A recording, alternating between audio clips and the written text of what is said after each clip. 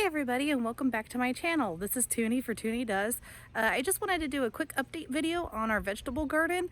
This has been about 3 weeks since I filmed and posted the diatomaceous earth video, and I just wanted to show the progress on how the plants have grown since then. It is amazing. So we'll go ahead and come in here and start with this garden bed, but you can see here in the front, the carrots are looking really good. They're getting really big.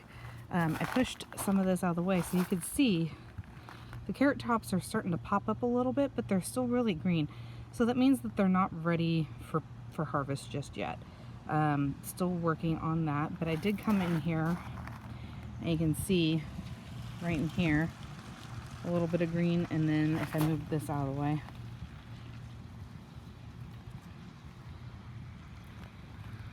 I sowed some more carrot seeds, so these guys are starting to pop in. Next we have marigold looking really good, and basil. I have 3 kinds of basil in here, but this Italian sweet basil, oh my gosh, it smells so good and it looks great. I have never had such a good experience growing basil. I came in and pinched it back the other day, but I see that I have a lot of new growth, especially like right in here and here and here.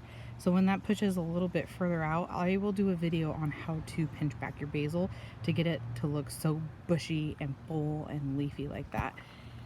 Right next to it we have the tricolored sage looking great. I am so thrilled with that one, and it smells so good. I want to come in and pinch a little bit of it off and chop it up and mix it in with butter and make a sage butter, and then stick it in the freezer for something special. Working over to this side, another marigold, or Walla Washington, or Walla onion. This one particularly is doing really good, but the other ones in here, if I move back the leaves from the Romanesco, they're looking a little on the small side and kind of underwhelming, and I think it's the leaves from the Romanesco are covering it. And then strawberries, they're doing really good. They're not pushing a lot of fruit right now because they're pushing out runners. So I've been coming in and trimming those guys back. And sorry, that's a little bit zoomed in there and the lighting isn't that great because of the shade. So let me see if I can step back a little bit. And then next we have Romanesco. Look at how big this is, you guys. It is huge. I was not expecting it to get that big. Not at all. It just keeps growing and growing.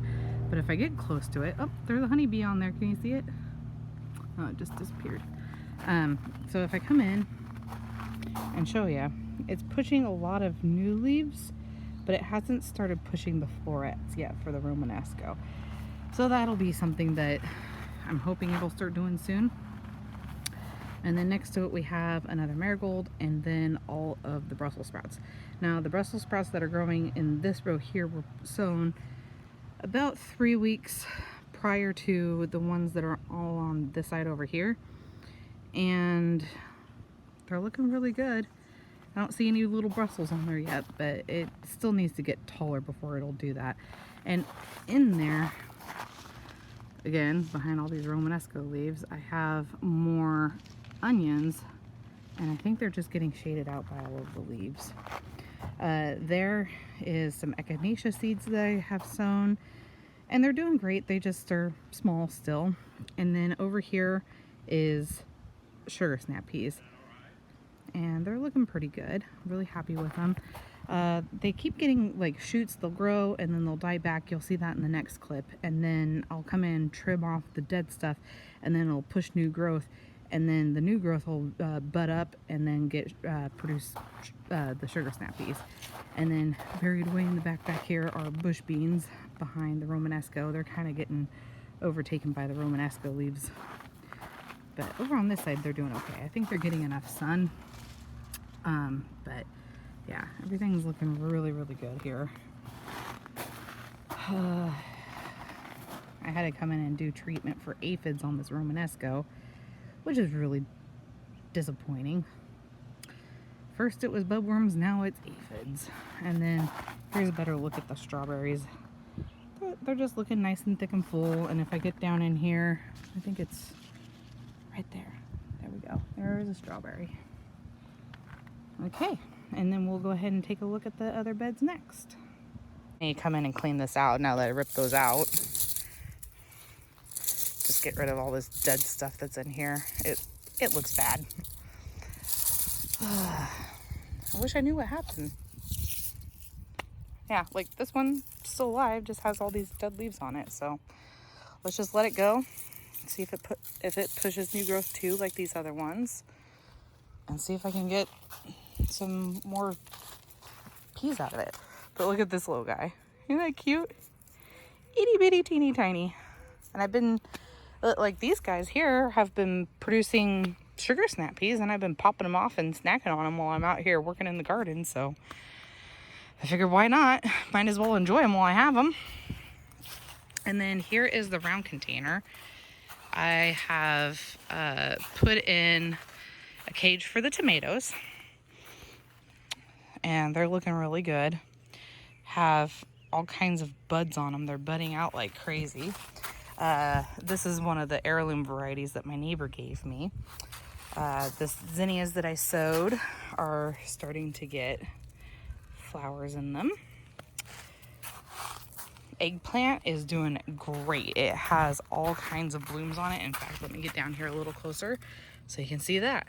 That's going to be an eggplant. And there's another flower, and another one forming right here. And this whole stalk over here, there's another one doing really good. This tomato plant, this is the Black Prince, has tomatoes on it, and they look really good. This one, I haven't, yeah, it does. I hadn't seen flowers on it, but there they are. So it'll get tomatoes. These zinnias, they're getting really big and bushy. I haven't seen any blooms for them yet, but they are getting really big and bushy. Yeah, looking down in there, and I'm just starting to see a bud form down in there. The watermelon is getting huge, starting to spill over the side of the tank, and it is getting some blooms on it. Here is the honeydew, and you can see it is just covered in blooms. So really excited that the honeydew is going to be producing. Now on to the last bed. So the last bed here is one that I just did in a video that I am editing right now and getting ready to post. So you'll be seeing that before you see this video. And I went through, did the hugelkultur in it, and my really good friend and old mentor, she started some tomatoes and gave me 6 tomato starts. So I got these in the ground. They're doing really, really good. Pretty happy. I haven't seen any blooms on them yet, but they are just, oh, nope, take that back, look. There's one right there. So they are just now starting to form blooms. I don't know what kind of variety of tomatoes they are, so these are just kind of a surprise plant. And I have my Oya right here. Need to get that in there. I want to experiment with it. I bought this 5-6 years ago and tried it out in the garden, but it worked really good. I'm really curious to see how it's going to work here. So I need to dig it and bury it up to its neck here, and then you just come in and fill it with water, and all the water seeps out of the clay into the soil, and the roots of the tomato grow closer to it. So I filled this thing up with water, and it's been seeping into the soil out of the bottom, and it was full, and now there's hardly anything left in there, if anything at all. So it's doing its job. I really want to experiment with it just to see the difference between the Oya and not watering these guys versus these tomatoes over here and watering them. Anyway, that's it for today's video. Well, thanks for tuning into today's video. Please be sure to click to subscribe and give a thumbs up to the video, and click the notification button if you want to receive notifications whenever I post new videos. Talk to you later. Bye-bye.